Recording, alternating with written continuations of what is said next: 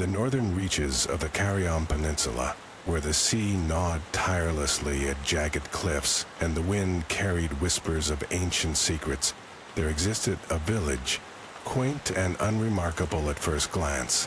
It sat nestled among verdant hills, its modest cottages clustered like birds huddling for warmth. The people were fishermen, raising their children on tales of the sea's bounty and the fickle moods of the tides. They lived by the rhythms of the natural world, embracing the simplicity and isolation their location afforded.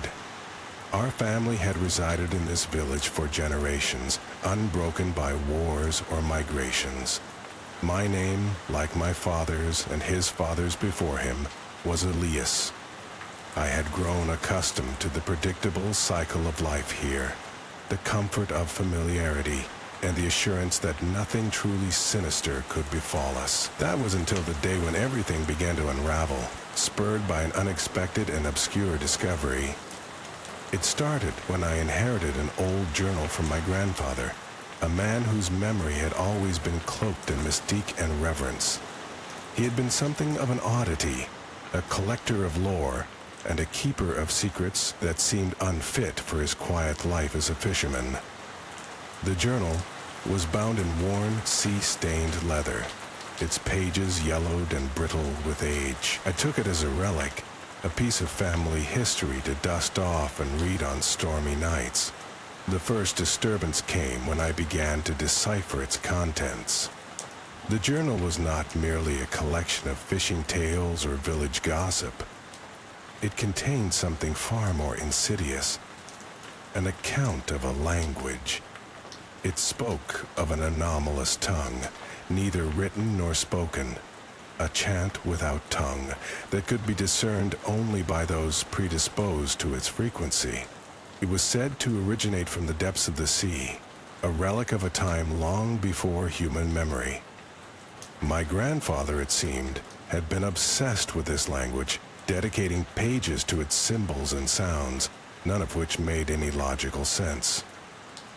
Curiosity piqued my interest, though a part of me hesitated, sensing the foreboding nature of such knowledge.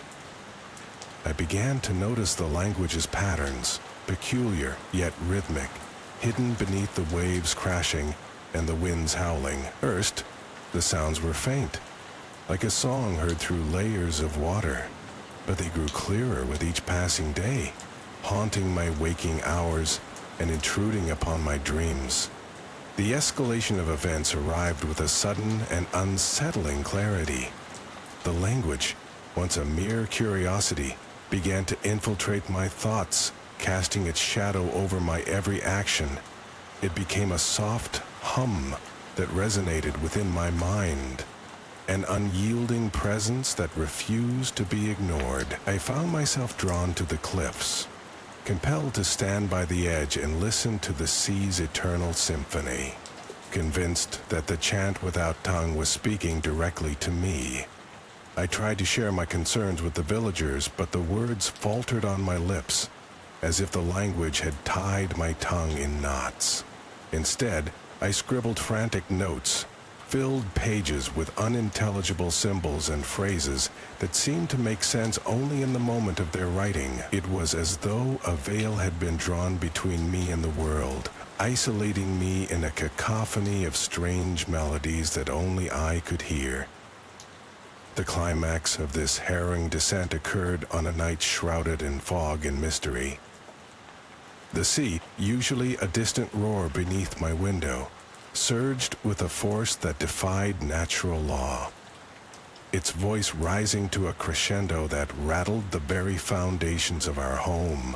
The chant without tongue reached a peak of visceral clarity, filling my mind with vivid images of vast oceans stretching beyond the horizon, of creatures neither fish nor man, of a civilization drowned beneath eons of salt water. In a trance, I wandered from my home, guided by an unseen hand toward the cliffs where the ocean met the sky.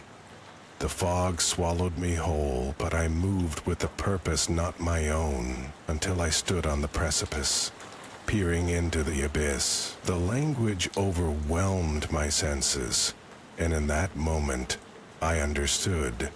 It was not a language meant for men, but for beings whose existence we could not comprehend. A summons from the deep, a call to return. Then silence. The chant ceased, leaving an emptiness so profound that it echoed in my very soul. The fog lifted as daylight broke, and I found myself alone at the edge, the village a distant memory. The villagers, concerned by my absence, discovered me there at dawn, their expressions a mix of relief and fear. They led me back, their questions unanswered, my voice still caught in the grip of an unspeakable truth. The lingering fear remains embedded in my consciousness, a shadow that lengthens with each setting sun. Though the chant has subsided, its remnants linger in the cadence of the waves and the rustle of the leaves. I am haunted by the knowledge that the language is out there, waiting, whispering its secrets to those who dare to listen. I have since sealed the journal in a box, buried it beneath the roots of an ancient tree, where it shall hopefully remain undisturbed. Yet even now, I sometimes hear the echoes of that forsaken song, a reminder of the thin veil that separates our world from the unknown, and I wonder in the solitude of my thoughts if I was ever truly meant to hear the chant without tongue, or if it simply chose me as a harbinger of things that should not be named. The sun sank slowly into the horizon, painting the sky with a spectrum of oranges, pinks, and purples that seemed to promise tranquility. I found myself sitting cross-legged on the warm sands of a small Pacific island shoreline, the air thick with the scent of salt and the rhythmic whisper of gentle waves brushing against the shore. My hut was but a few yards behind me, nestled among tall coconut palms, their leaves rustling softly in the breeze. I had come to this secluded isle seeking solace, a reprieve from the cacophony of civilization that had grown too loud, too intrusive. Here, nature sang a quieter tune, one that I thought would soothe the discord within my soul. Life on the island adhered to a simple pattern: wake with the sun, walk the shoreline, gather what the sea offered, and return home to cook the day's catch. There was an elegant rhythm to it all, a harmony that seemed to resonate with the heartbeat of the earth itself. It was a life of reflection, of rediscovering the self amidst the vastness of the ocean and the solitude it imposed. I spent my days reading, writing, and contemplating the mysteries of life with an unhurried curiosity. But then, the first sign of disturbance came unbidden, like a haunting refrain in a previously serene symphony. One morning, as I walked along the shore, I noticed the sea behaving strangely. The water, usually clear and inviting, began to take on a peculiar hue, a deep inky black that spread like a dark stain across the surface. It was as if the ocean had swallowed a shadow, one that now sought to escape its depths. I paused, staring out at the black tide that seemed to pulse with an unnatural life of its own. It was both captivating and unnerving, a visual paradox that defied explanation. As the days passed, this black tide persisted, stretching further along the coastline each morning. It moved with an uncanny deliberation, as though it possessed a consciousness, a will of its own. The locals, a small tribe who lived on the opposite side of the island, spoke of it in hushed whispers. They called it Tangaroa's curse, after the ancient sea god of their ancestors, claiming it brought misfortune to those who dared to challenge its dominion. Though their warnings were grave, my curiosity was piqued. I began to study the tide with an almost obsessive fervor, documenting its changes, its movements. My scientific mind sought answers. Yet every hypothesis I formulated crumbled under the weight of the inexplicable. It wasn't long before my dreams were infiltrated by visions of the black tide, its undulating currents calling to me in a language I could not understand. As I delved deeper into the mystery, the island itself seemed to respond. The vibrant colors of the flora dulled, their leaves withering under an unseen blight. The fauna, once abundant and vocal, grew silent, their chattering replaced by an oppressive stillness. Even the air shifted, growing heavy and humid, as if the atmosphere itself conspired to smother my resolve. Despite these ominous signs, I found myself drawn to the tide with an irresistible pull. It whispered to me in the twilight hours, a siren call that rendered my rational fears impotent. I felt a deep-seated compulsion to understand, to unlock the secrets hidden within its inky depths. The further I ventured into this obsession, the more isolated I became, cutting myself off from the few connections I had on the island. One evening, as the moon waxed full, I walked to the edge of the tide, my feet sinking into the wet sand. The tide lapped at my ankles, the sensation simultaneously cold and burning, like ice igniting a flame beneath my skin. I closed my eyes, allowing its rhythm to wash over me, and in that moment, I was no longer alone. The tide spoke, not with words, but with impressions, emotions that flooded my mind with a clarity that bordered on madness. Visions of a world beneath the waves unfurled in my consciousness, a vast city of impossible geometry, its spires reaching upward like the fingers of a sunken god. I saw creatures of the deep, beings of shadow and light, moving with a grace that belied their monstrous forms. And at the heart of it all, an ancient entity slumbered, its dreams weaving the fabric of reality itself. This was the source of the black tide, a consciousness so vast and old that it defied human comprehension. As the tide withdrew, I stumbled backward, my mind reeling from the weight of this forbidden knowledge.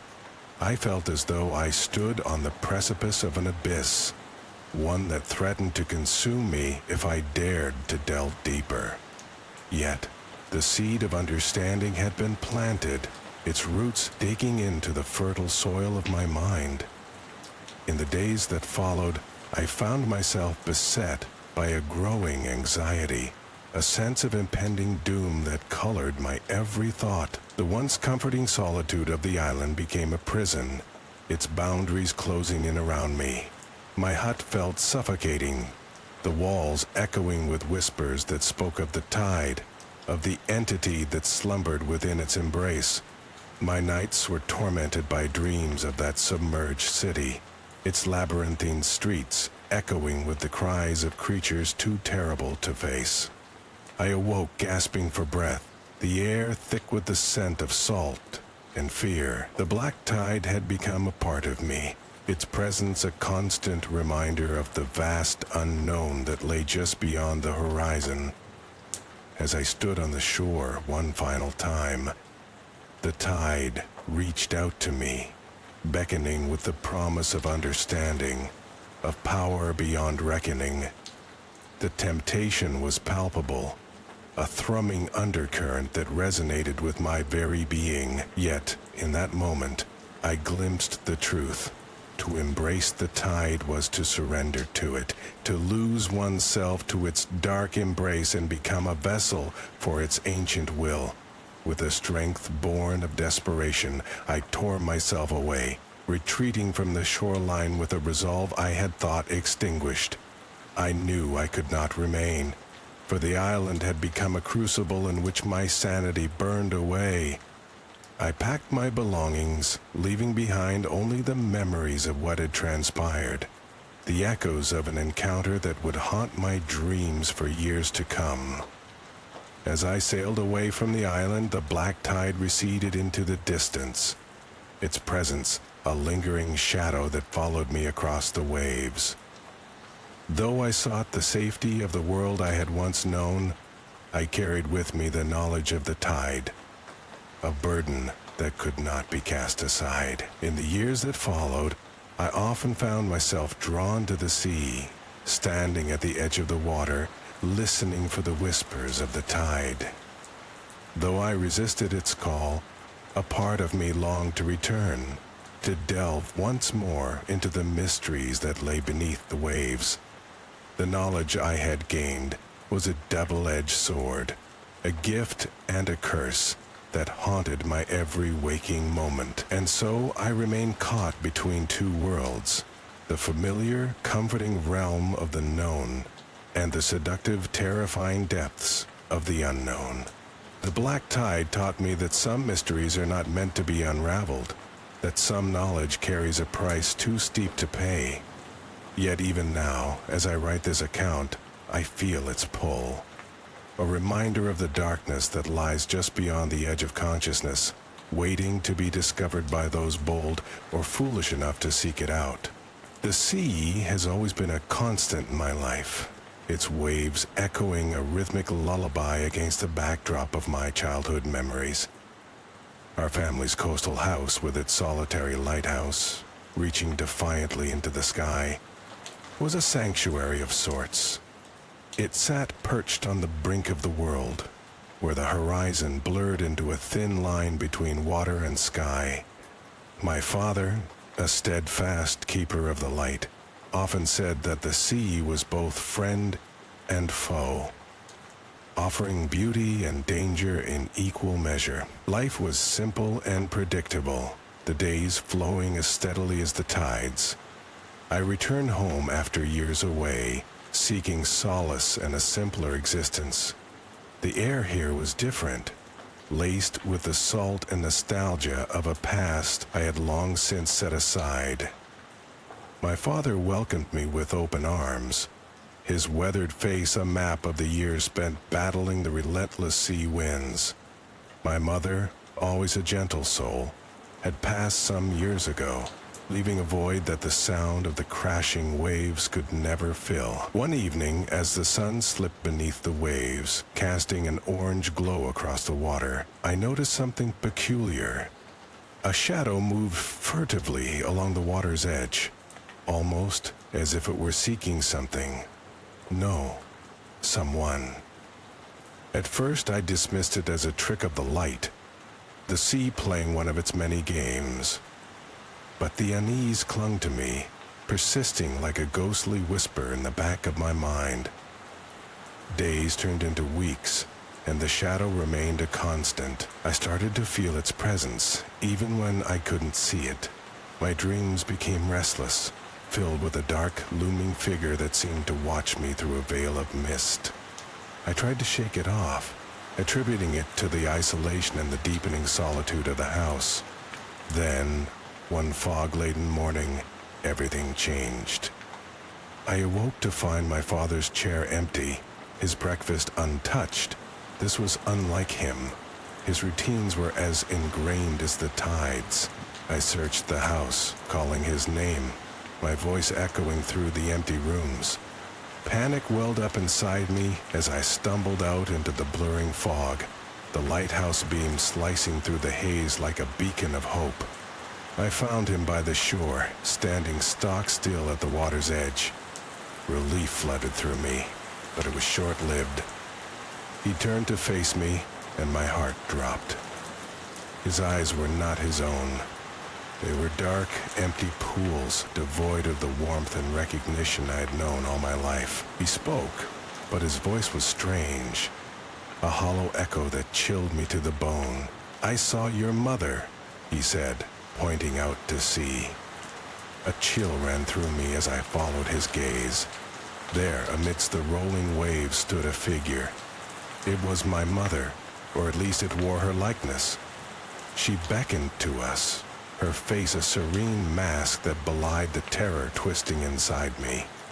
I knew, with a certainty that defied logic, that this was no longer my mother. I pulled my father away, but he was entranced, his eyes locked onto the watery apparition. I managed to drag him back to the house, locking the door behind us. I demanded answers, but his responses were disjointed, his mind trapped in a fog thicker than the one that shrouded the coastline. "She came out of the sea," he whispered, "and she wants us to join her." I spent the next few days on edge, watching him closely. The entity from the sea had left its mark, and I feared what it might do next. My father's behavior grew increasingly erratic. He would disappear for hours, claiming he heard my mother's voice calling to him from the depths. Each time, I would find him closer to the water, his resolve weakening against the relentless pull of the tide. One night, as a storm raged outside, there was a knock at the door. My heart hammered in my chest as I approached, each step heavier than the last. The door creaked open to reveal my mother, or at least the thing that wore her familiar face. She was drenched, seaweed clinging to her like a shroud, her eyes glistening with an unnatural sheen. "Let me in, darling," she cooed, her voice a melodic siren's call. I hesitated, the urge to embrace her almost overpowering, but deep down, I knew this was not my mother. I slammed the door shut, her pleas turning to wails that echoed through the walls and rattled my resolve. My father, drawn by her cries, tried to open the door. "We have to let her in," he pleaded, desperation etched into his features. I held him back, my own heart breaking at the sight of his torment. "It's not her, Dad. It's something else." The storm continued to batter the house as I kept vigil, the entity relentless in its attempts to breach our sanctuary. I could hear it circling, whispers of promises and threats seeping through the cracks. The lighthouse beam flickered uncertainly, casting ghostly shadows that danced against the walls. As dawn broke, the storm subsided, leaving a deathly calm in its wake. My father was asleep, exhaustion finally claiming him. I stepped outside to find the shoreline eerily quiet, the sea a placid mirror reflecting the pale morning sky. But the tranquility was deceptive, a veneer beneath which danger still lurked. I realized then that the entity from the sea had not given up. It was patient, waiting for the right moment to strike again. My father was vulnerable, his mind trapped in a haze of longing and grief. I had to act, to find a way to sever the connection it had forged with him. I spent the day gathering whatever knowledge I could find, poring over old books and journals left behind by previous keepers of the light. Amongst the pages filled with myths and maritime legends, I found a passage that spoke of sea spirits, entities that could mimic and deceive, preying on the grief-stricken. Armed with this knowledge, I devised a plan. That night, as my father once again heard her call, I accompanied him to the shore. The entity awaited, its form shimmering beneath the moonlit sky. I stepped forward, confronting the apparition with a firm resolve. "You cannot have him," I declared, my voice steady despite the fear gnawing at my insides. "He is not yours to take." For a moment, the figure hesitated, its form wavering like mist. And then it spoke, its voice a cacophony of sorrow and longing. "He belongs with us, in the sea." The confrontation stretched on, the air between us thick with tension. I could feel the sea's pull, the call of something ancient and powerful. But I held fast, drawing strength from the knowledge that love and memory could not be so easily usurped. Finally, perhaps recognizing its inability to sway me, the entity began to retreat, the outline of my mother's face dissolving into the night. As it slipped beneath the waves, it whispered one final promise: "I will return." In the days that followed, my father began to recover, his mind gradually clearing. The shadow on the horizon lingered, a constant reminder of the sea's dual nature. I remained vigilant, knowing that the entity's promise was not an idle threat. The sea, with all its beauty and danger, would always be our neighbor, a presence that required respect and caution. As I stood at the lighthouse, gazing out over the endless expanse of water, I knew that our lives would never return to the normalcy we once knew. The sea had changed us, leaving a mark as indelible as the tides. But we had survived, and with that survival, a lingering fear remained. A fear that one day, the thing from the sea would return, wearing another familiar face. The town of Port William nestled quietly along the jagged coast of Washington, where the dense, evergreen woods met the murmuring waves of the Pacific. I had grown accustomed to the rhythm of this sleepy port town, a place where the monotony was comforting, the sea was eternal, and the horizon stretched infinitely, offering both familiar sunsets and the promise of distant worlds. As the editor-in-chief of the Port William Herald, a modest local newspaper, I had the privilege of chronicling the daily life of this town, where the biggest headlines typically revolved around fishing yields or the occasional rogue bear sighting. My office was tucked away in a weather-beaten building overlooking the docks. From my window, I could see the fishermen return every evening, their boats bobbing gently against the wooden piers. The low hum of rituals was a constant companion. The calls of the gulls, the whistles of the dock workers, the soft chatter of townsfolk winding down their day. It was a quaint existence, but one that I cherished in its simplicity and predictability. However, the routine was disrupted one chilly October morning when I received a letter, not through the post, but by an old fisherman, Charlie, who claimed to have found it in a bottle washed ashore. It was an unusual delivery, and I initially dismissed it as a quaint relic of some seafaring tradition or a prank by local youths. The letter was worn, the ink smudged by salt and time, yet still legible. It read like a dispatch from another world, or perhaps from the edges of this one, detailing strange occurrences at sea lights that danced on the horizon in defiance of the natural order, and whispers that seemed to emerge from the very depths of the ocean. I mulled over the letter during my lunch at Marla's Diner, a staple of the town that offered the best clam chowder for miles around. Marla, the lively proprietor, was always keen on knowing the latest, and as I recounted the peculiar message, her eyes widened with a mix of intrigue and unease. "Sounds like the old sea legends," she said, stirring her soup thoughtfully. "You remember those stories, don't you? Lights in the water, ships vanishing. They used to say it was the sea spirits." While I dismissed the notion of spirits, Marla's words lingered with me throughout the day. There was something unsettling about the letter, an undercurrent of truth woven into its tales of the extraordinary.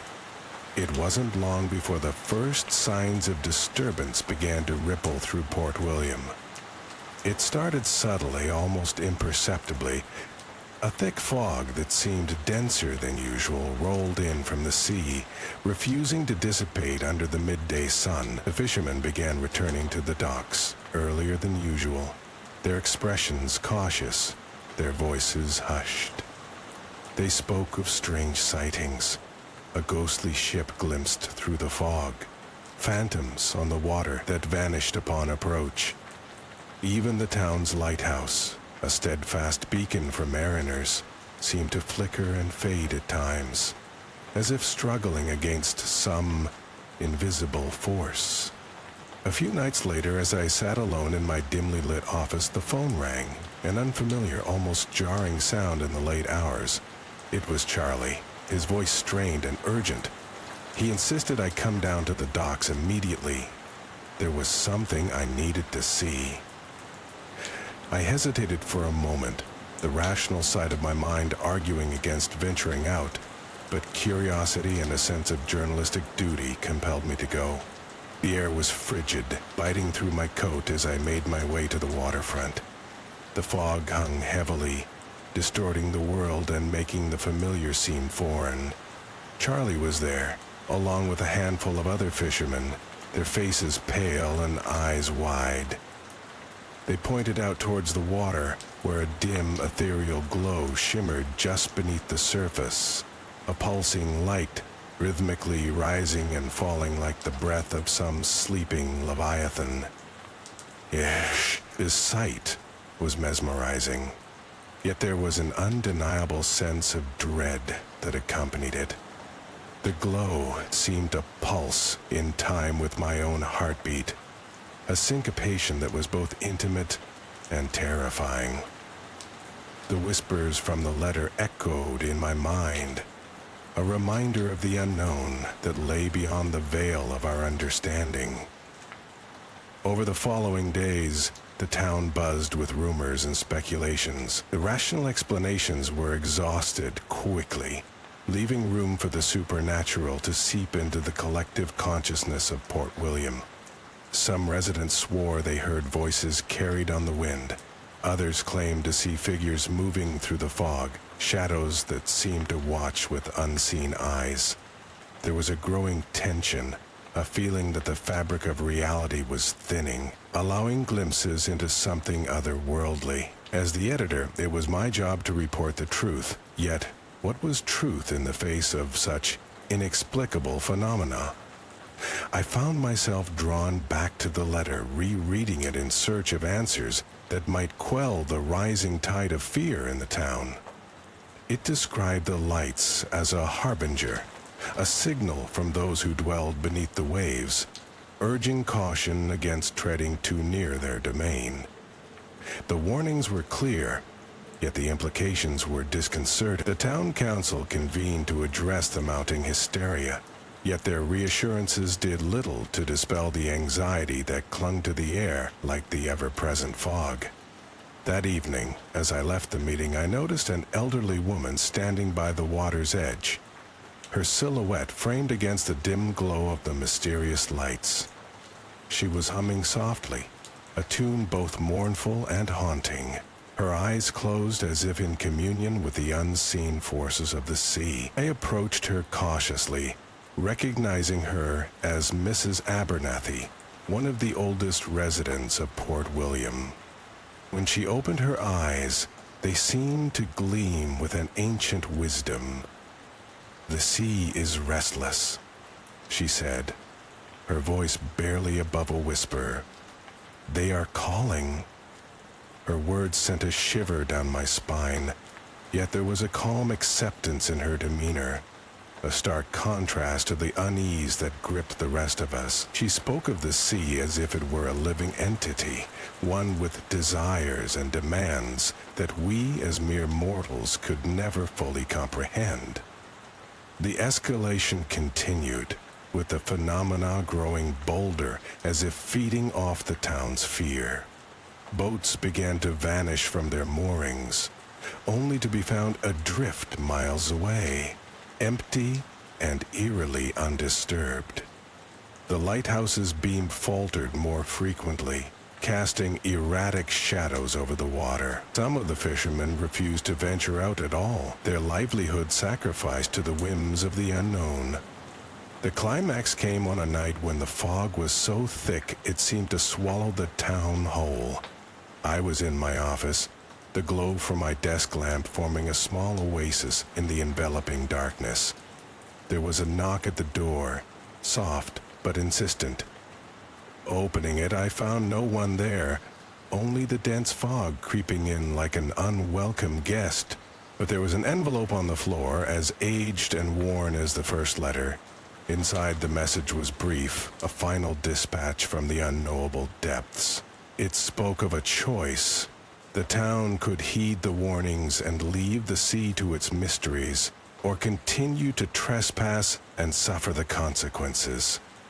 The ultimatum was clear, and as I read it, I felt a profound sense of understanding, as if I had glimpsed a thread of the vast cosmic tapestry of which we were but a tiny part. I shared the letter with the town council, and after much debate, it was decided that a moratorium would be placed on fishing and other activities in the bay.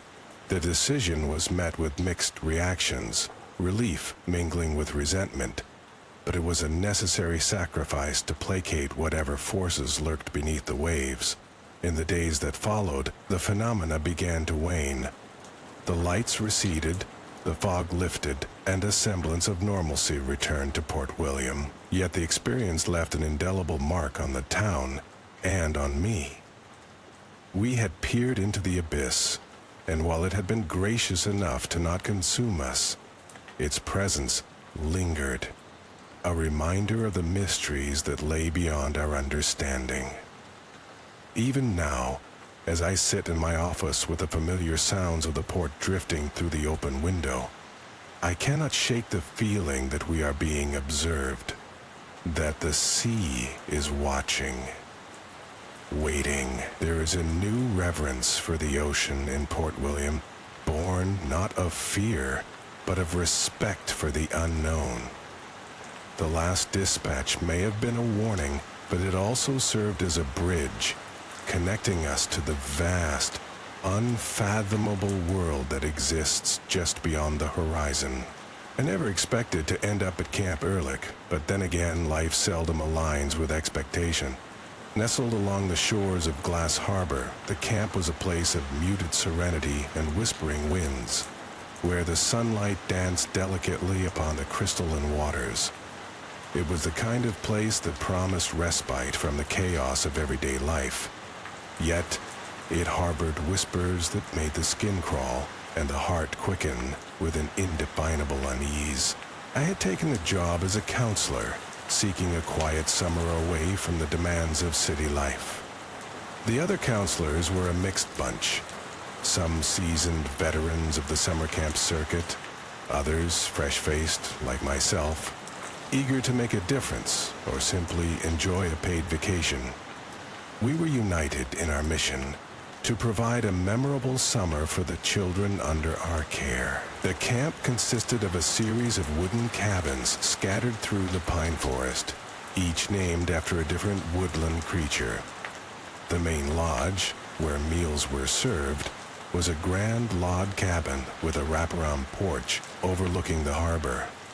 Its walls were adorned with photographs and memorabilia from the camp's long history, dating back to its founding in 1927. The campers ranged from ages 8 to 14, their energy and laughter infectious, filling the air with a youthful exuberance that seemed to ward off the encroaching dark. For the first few weeks, life at Camp Ehrlich was idyllic.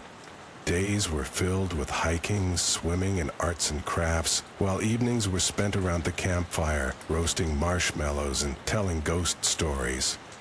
But beneath the laughter, I sensed a discordant note, a dissonance that I could not shake. At night, when the camp lay still and the moon hung heavy in the sky, I often found myself drawn to the shores of Glass Harbor. There the water lay as still as a sheet of glass, reflecting the moonlight with an eerie precision. It was during one of these solitary vigils that I first noticed the disturbances. In the glassy surface of the harbor, shadows flickered and danced, forming shapes that seemed almost sentient. I blinked, and the vision was gone, leaving only the reflection of the moon. I tried to dismiss it as a trick of the light, yet the memory clung to me like a burr. The first real disturbance came one humid afternoon when a group of children ran up to the main lodge, breathless and wide-eyed. They had been exploring the woods near the old ruins, a place that the camp director, Miss Harlow, had explicitly told them to avoid. I remember their words clearly even now. "We saw something in the woods. It was like a shadow, but it moved like it was alive." Miss Harlow, a stern and no-nonsense woman, hushed their chatter and sent them off to their cabins, admonishing them for their disobedience. But I couldn't shake off their words. Their fear seemed genuine, and it gnawed at the edge of my own rationality. That night, I heard whispers among the trees, a susurrus that seemed almost like chanting, but when I strained to hear it, the sound dissipated, leaving only the rustle of leaves. As the days wore on, the disturbances escalated. More children reported strange sightings in the woods, the ghostly shapes, the flickering shadows. Some claimed they heard a soft, sorrowful wailing on the breeze, a sound that made their skin prickle with unease. The stories spread among the campers, becoming the source of fascination and fear. Then, one morning, a child went missing. Her name was Lily, a bright and inquisitive 12-year-old with a penchant for adventure.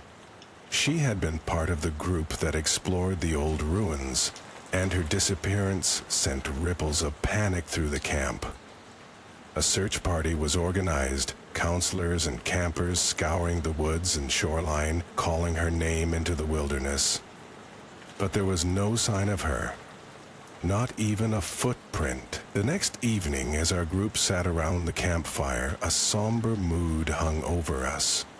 The flames flickered and danced, casting shadows that seemed to mimic those in the harbor. Miss Harlow tried to reassure us, saying that Lily would be found, but her words rang hollow. The night air was thick with tension, and I couldn't shake the feeling that we were being watched. It was then that I noticed a pattern, a strange, unsettling pattern. Each year, a child would vanish, taken by the glassy waters of the harbor, or so the stories went. The tales spoke of an ancient ritual, one that required a sacrifice to keep the harbor's spirits at bay. I dismissed these stories as superstitions, campfire tales meant to thrill and frighten. But the disappearances were real, and they continued to haunt my thoughts. Determined to uncover the truth, I began my own investigation. I pored over the camp's archives, reading old journals and letters. The stories were there, in black and white, written by past counselors and directors, each account adding another layer to the mythos of Glass Harbor.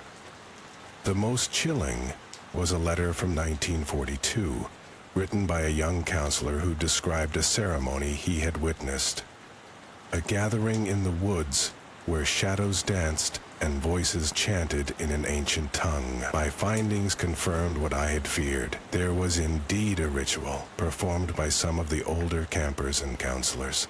It was said to be a tradition, a rite of passage that was meant to appease the spirits of the harbor. But there was no clear evidence that it was linked to the disappearances. Yet, the coincidence was too great to ignore. Haunted by what I had learned, I confronted Ms. Harlow. Her face went pale at my words, her stern demeanor faltering for a brief moment. She admitted to knowing of the ritual, but insisted it was nothing more than a harmless tradition, a way for the older campers to feel connected to the past.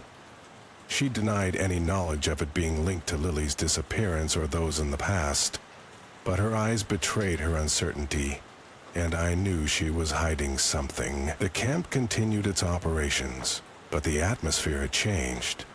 Fear had seeped into the fabric of our daily lives, and the shadows seemed to grow longer with each passing day. I kept watch over the campers, my mind racing with possibilities. Were we truly at the mercy of the harbor's spirits, or was there something more sinister at play? The answer came one stormy night. The rain fell in sheets, drumming against the roof of my cabin. The wind howled through the trees, a mournful wail that sent shivers down my spine. In the midst of the storm, I heard it, a voice, clear and distinct, calling my name. Compelled by an unseen force, I found myself rising from my bed and slipping into the night. The rain-soaked forest was alive with movement, shadows flitting between the trees. I followed the voice, my feet guided by instinct. It led me to the old ruins where the stones gleamed in the rain like bone. There, in the heart of the clearing, stood a group of figures, cloaked and hooded, their voices raised in a low chant. I watched, unseen, as they performed their ritual. The air was thick with incense and the tang of salt. The figures swayed in unison, their voices rising and falling in a haunting melody. It was mesmerizing, and for a moment, I understood the appeal of the ritual, the sense of belonging it offered. But then I saw her, Lily. She stood among them, eyes wide and unseeing, her face a mask of serenity. A cold dread settled over me. I stepped forward, intent on rescuing her, breaking the circle, but then the chanting stopped. The figures turned as one, and I felt their gaze pierce through the darkness. Their eyes glowed with an unnatural light, and the leader, a tall figure with an air of authority, raised a hand halting my advance. In that moment, I understood. The ritual was not meant to harm, but to protect. The harbor demanded a sacrifice, but not of life.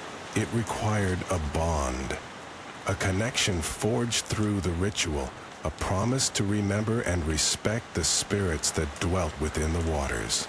The children were chosen not to be taken, but to serve as guardians, to carry the memory and ensure the harbor's peace.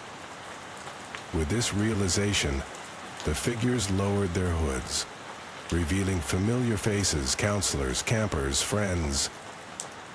Lily was safe, part of something larger than herself, a willing participant in the age-old tradition.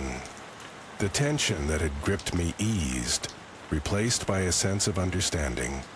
The storm abated, the rain tapering off into a gentle drizzle. The figures dispersed, leaving Lily and me alone in the clearing. She smiled, a serene and knowing smile, and together we walked back to camp, the voices of the past whispering their secrets in the rustle of the leaves. Life at Camp Ehrlich returned to its semblance of normalcy, but the experience left an indelible mark on my soul. The harbor, with its glassy surface and haunting beauty, held its mysteries, its rituals, a bridge between the past and present. I had come seeking a simple summer job, but found instead a truth that transcended the mundane, a truth that spoke of connections, of history, and of the whispering spirits that lingered just beyond the veil of reality. The lingering fear, however, was not of harm, but of forgetting, of allowing the past to fade into obscurity. As I packed my bags at the end of the season, I understood the weight of the responsibility I now shared. The harbor had claimed its guardians, and I was among them, bound to remember, to protect, and to honor the spirits that watched over us from the glassy depths. The summer sun hung lazily in the sky above Camp Ehrlich, casting long shadows across the sprawling expanse of pine and oak. For generations, children from the town had retreated to this sanctuary, seeking adventure, friendships, and the rustic joys of nature. Camp Ehrlich was ordinary in every visible aspect, with its canoes lined up by the lake, the distant echo of laughter from children playing in the fields, and the Gnostic aroma of marshmallows roasting over evening campfires. Yet, beneath its charming facade, whispered stories wound through the community, tales of mysterious disappearances that occurred each summer, a phenomenon both chilling and irresistible. I arrived at Camp Ehrlich at the age of 12, naive, yet eager to embrace the promise of a summer unlike any other. The bus ride from town had been filled with the excited chatter of my peers, all of us oblivious to the undercurrents that flowed beneath our destination. During the day, counselors led us through a tapestry of activities, ensuring that every moment was filled with the visceral thrill of youth. But as the sun dipped below the horizon, stories would surface like ghosts from the past, each one tethered to the woods that bordered the camp, an impenetrable thicket of trees and shadows. It was on one such night, as we huddled around the fire, that I first heard about the child who would vanish each summer. A kind of ritualistic selection, they said, though no one knew how the chosen one was marked. The woods were the gatekeepers, and beyond them lay the glass harbor, a place of both awe and dread. The promise was simple. Children would be taken and returned perfected, though none ever came back at all. As the embers crackled and the night deepened, a strange unease crept over me, settling in my bones like an ancient chill. Days passed, each one a mirror of the last, and yet the tension grew palpable. Whispers among the campers grew hushed as the date of the annual disappearance approached, marked ominously on the camp's calendar. Signs and portents were sought eagerly, though none were definitive. I found myself drawn to the woods, inexplicably compelled to peer into their depths. I wondered if perhaps I was the chosen one this year. A thought as terrifying as it was thrilling. The first disturbance came subtly, a fraying at the edges of reality that only I seemed to perceive. At breakfast, the clattering of utensils seemed unusually dissonant, voices overlapping into an incomprehensible hum. My friends spoke with an enthusiasm that felt hollow, their eyes flickering with a something I couldn't quite grasp. It was as if everyone else operated on a different plane, and I was the lone observer, set adrift by my own awareness. The nights grew restless, my dreams invaded by visions of the glass harbor. Though I had never seen it, I dreamt of crystalline waters reflecting a sky of endless twilight, of a harbor filled with shattered glass that sang a haunting melody as the wind swept through. In these dreams, I would stand on the shore, feeling the pull of an unseen force, urging me forward. I awoke each morning with a lingering sense of loss, a gnawing emptiness that refused to fade. Escalation came in the form of an inexplicable accident. A fellow camper, a boy named Michael, disappeared during a routine hike. The search parties returned exhausted and empty-handed, their faces etched with a despair that permeated the camp.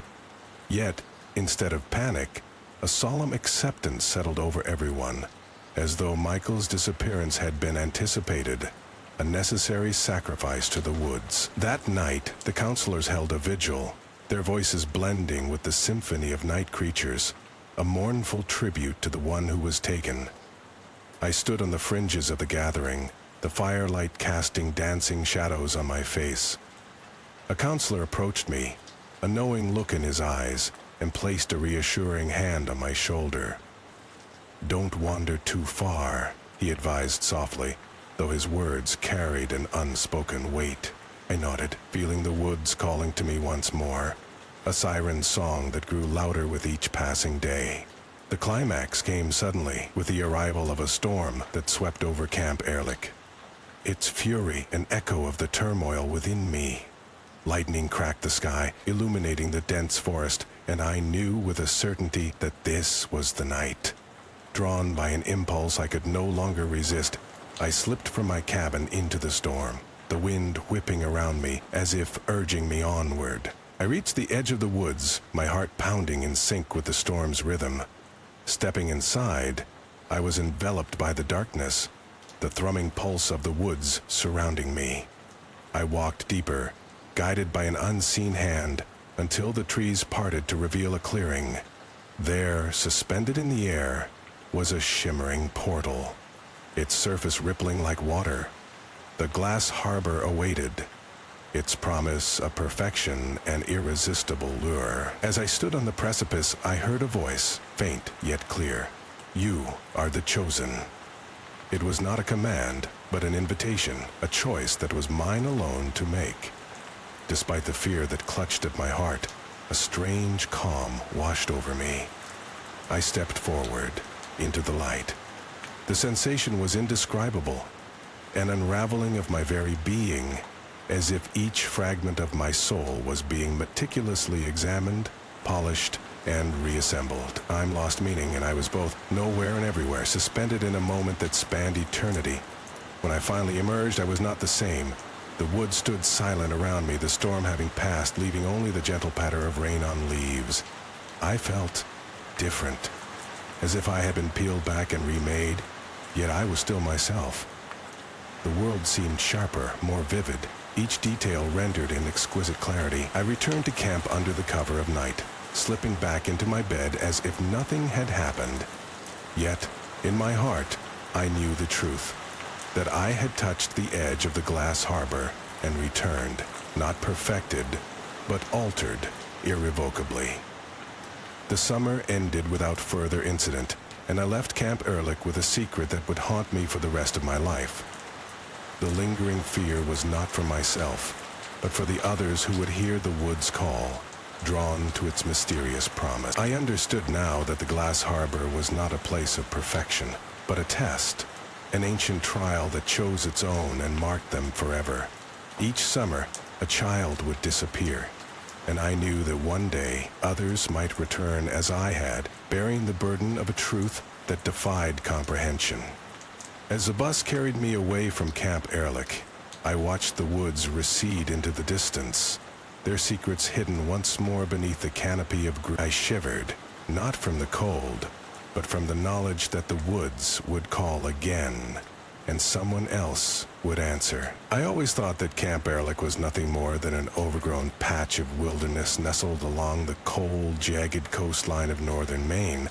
For years, it had existed in the periphery of my consciousness, a place that appeared only in the whispered stories exchanged under the dim glow of campfires or in the shadowy corners of local taverns. It was said to be a place where the world thinned, where our mundane existence brushed against something far older and far stranger. I grew up in Glass Harbor, a small town that clung to the edge of the Atlantic like a barnacle to a ship's hull. Life was simple, predictable even, defined by the ebb and flow of the tides and the steady grind of the fishing industry.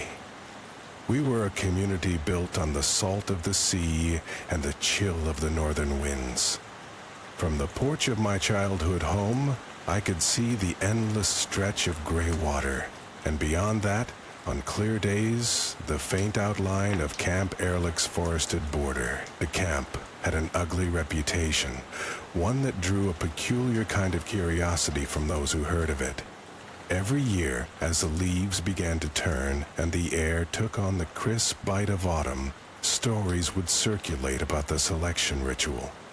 It was a tradition as old as the town itself, or so they said. A young person would be chosen from Glass Harbor, taken to the camp, and never seen again. The circumstances surrounding these selections were nebulous at best, shrouded in secrecy and fear. I never believed in any of it, dismissing the tales as fanciful myths concocted to keep children in line or entertain the gullible. Even when I turned 17, the age at which the selection supposedly occurred, I brushed off the anxious glances and cryptic warnings from the old-timers. I was practical, grounded, and wholly committed to the tangible aspects of life. My worries were rooted in school, relationships, and the future. Supernatural rituals had no place in my reality. But then the first disturbance happened, subtle yet undeniable. It began with dreams, vivid, unsettling dreams of the camp. They were not nightmares, not exactly.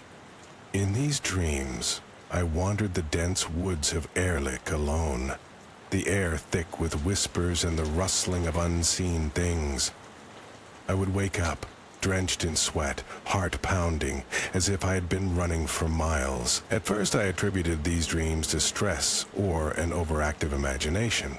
They were, after all, just dreams. But as the days passed, the dreams grew more intense. I began to notice other changes too. I would catch glimpses of movement in my peripheral vision, flickers of shadow that vanished when I turned to look. Objects in my room seemed to shift ever so slightly when I wasn't looking. The air around me felt charged, humming with a strange energy that set the hairs on my arms on end. It was as if the world around me had begun to unravel, the mundane fabric of my life fraying at the edges. Then came the notes. They appeared in places only I could find them, tucked into the pages of my textbooks, slipped into my coat pocket, even folded neatly under my pillow. Each note was written in the same delicate, looping script, and each conveyed the same message. You have been chosen. The words sent a thrill of terror through me, a chilling confirmation of the stories I had dismissed so readily.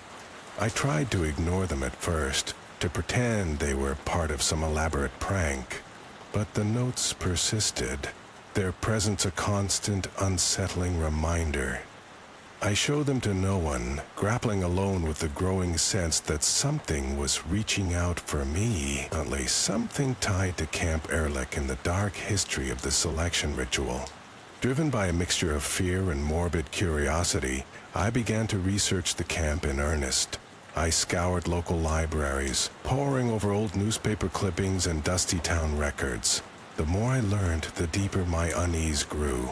The camp had been established over a century ago by a reclusive sect known for their esoteric beliefs and mysterious rituals. Over the years, its purpose had been lost to time, its secrets buried beneath layers of folklore and silence. But one thing was clear: the selection ritual was very real, and it had been happening long before any of us were born. The chosen were not sacrificed in a physical sense, nor were they transformed into anything discernibly monstrous. They simply vanished, leaving behind nothing but a legacy of whispers and fear. As the date of this year's selection approached, my anxiety mounted. I became convinced that I was the target, that the camp had somehow marked me as its next chosen. I considered running, leaving Glass Harbor behind and escaping to somewhere far beyond the reach of the camp's influence. But deep down, I knew it was futile.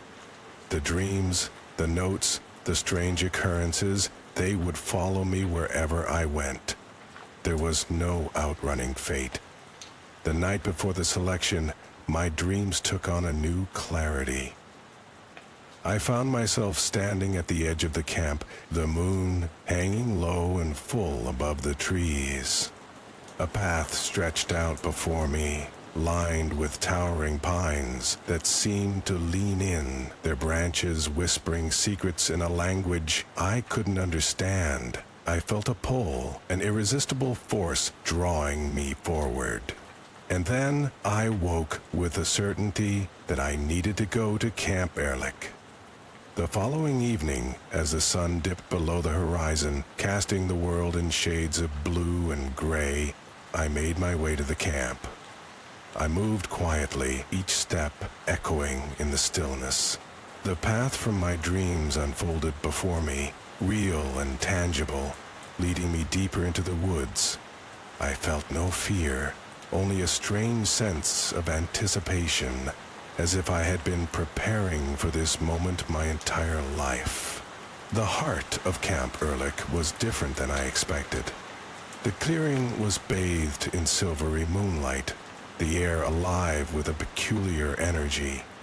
In the center stood an ancient stone altar, worn smooth by time and the elements.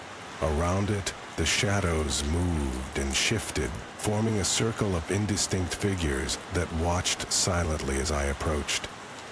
Instinctively, I knew these figures were the remnants of those who had been chosen before me, bound to this place existing between worlds. They were not hostile, but there was an undeniable gravity to their presence. As I stepped closer, the air grew thick, vibrating with an unspoken question, a choice that was mine alone to make. The moment stretched into eternity. I could feel the weight of countless eyes upon me, feel the pulse of the camp resonating with my own heartbeat, and then, with a clarity that felt like sunlight piercing through storm clouds, I understood. The selection ritual was not about sacrifice or transformation. It was about communion, the merging of one soul with the ancient consciousness that had long inhabited Camp Ehrlich.